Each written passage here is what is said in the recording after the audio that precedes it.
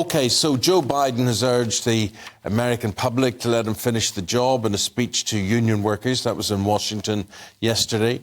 So he's back on the presidential campaign again. Let's have a look at what he I ran for president to rebuild the backbone of America, the middle class, to grow the economy from the middle out and the bottom up, not the top down. But there's more to do. So let's finish the job. They did. That's the God's truth. Well, if Biden is re-elected, he'd be 86 years old at the end of his second term, which would make him the oldest candidate in American history to seek re-election. Should there be a cap, an upper age limit on people who want to run for president? Kevin Yuill is Emeritus Professor of American History at the University of Sunderland and joins us this morning for his thoughts. Look, he was heavily signalling that he was going to do this, but how well will this go down, do you think, with the American public? I think badly. The American public already by a vast majority thinks that he shouldn't run again. And his approval rating is pretty low. I think it's 42% in favor and 53.6% against. So the American people don't think he should run again. He's also got the slight problem of Kamala Harris, who's gaffe-ridden as well as Biden, who he has just said that he was just backed basically to be vice president. And of course, as the expression goes, the vice president is only a heartbeat away from the presidency. And this is also a matter of concern. So I think it's going to be a very interesting race in the next little while. The circus is just beginning. Stand by for all sorts of interesting things coming up. Kevin, the elephant in the room is whether he's mentally capable and medically capable of all of this, because he looks as if he's not, and he got that nickname Sleepy Joe from Donald Trump, which tends to stick. And the thing is that he is gaffe prone. He looks a bit out of it sometimes. Whether the man is or isn't, are there medical checks in place to make sure he's okay? Yes, there are. He's got a very good medical team behind him, so I think he would have gained some approval for that before, agreeing to stand for office. It's very difficult to say. I mean, my mother is just a little bit older than him and seems a lot better shape than him. So who knows what his health issues are? We will never be told. This is the problem, is that he's sort of propped up and managed by the whole team. And this is, the way things work in Washington, of course.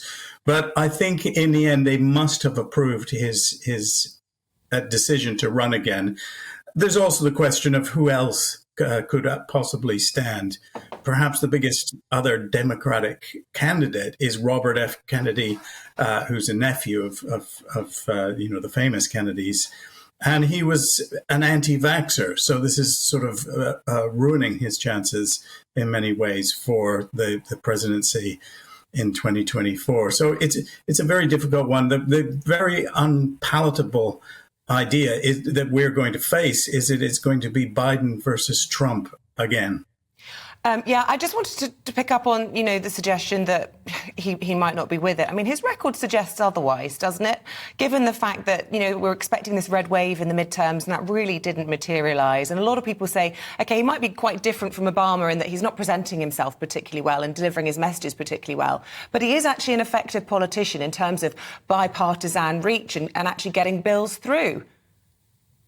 Well, it's very difficult to tell because, of course, he's got a big team behind him who sort of covers up. He has been gaffe-ridden. He called, when the invasion of Ukraine happened, he called it a minor incursion, and his staff had to clean up, for him after that. And there are a lot of different issues that come up like that. I think there's been a mess in Afghanistan. His record isn't great. It's not worse than Obama's, for instance. It's probably better than Obama's. But on the other hand, he hasn't accomplished the gun controls that he promised everybody. He hasn't accomplished many of the invasion of or the withdrawal from Afghanistan has been a bit of a mess, and Americans are not feeling wealthy. So I think it's possible to defeat him is the issue that they need to actually face, but perhaps not by Trump. I think what his team want is for it to be against Trump, and then I think Biden has a real chance of getting in again. Well, he was already framing it yesterday, wasn't he, very much in the kind of fighting the MAGA extremists and, only he can save democracy from Mr. Trump. And that will be very much his argument, won't it?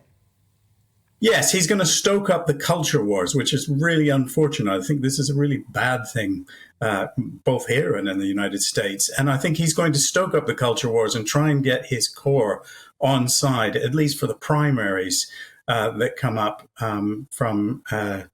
come up very soon. So I think, yes, he's going to stoke up these culture wars, and I don't think that's going to be a wonderful thing for the United States, in my humble opinion. I think the culture wars are already fairly stoked up. He's going to play on the fact that his opponents oppose abortion. He's going to play on these kind of issues. And I think, but the worst possible thing, I think, for Americans themselves is going to be Trump versus Biden. You have one who is denying elections actually happen, or the result of the election. And you have the other who's really got a lot of questions to answer still about his son's laptop, which is, of course, going to come up again. And I think we can expect to see a very gaffe-ridden, he's going to have to be front and center a lot more. One of the advantages is that they've been able to keep him sort of back. I don't think it's a really great prospect, unfortunately. Kevin, good listening to you. Thank you very much indeed for your take and your perspective on all of that. Kevin is from the University of Sunderland. Thank you very much indeed.